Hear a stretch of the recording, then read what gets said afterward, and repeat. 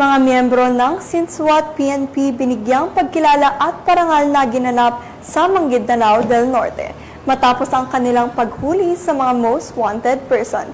Ang buong report ay mula kay Patrolwoman Judy Ann Alibo.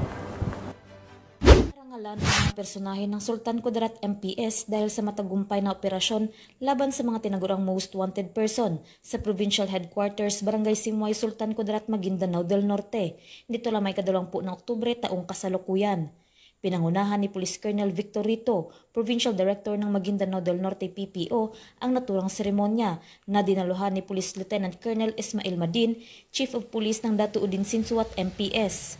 Tampok sa seremonya ang paggawad ng Certificates of Recognition sa mga tauhan ng Datuudin Sinswat Municipal Police Station bilang pagkilala sa matagumpay na operasyong paghuli sa mga naitalang most wanted persons. Kabilang sa mga naresto ang Municipal Level Top 1, Provincial Level Top 4 at Regional Level Top 6 most wanted persons, pagkakasamsam ng mga iligal na baril at iligal na shabu.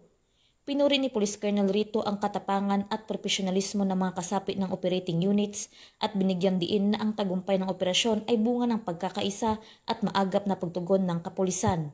Muling tiniyak niya ang patuloy na pagsisikap ng Maguindanao del Norte PPO para sa kaligtasan ng publiko, kalakip ng suporta sa adhikain ng bagong PNP para sa bagong Pilipinas, serbisyong mabilis, tapat at nararamdaman. Mula rito sa riyon ng Bangsamoro, ako ang inyong PNN correspondent, Patrolwoman Judy Ann Alibo, alagad ng batas, taga-taguyod ng Balitang Pulis.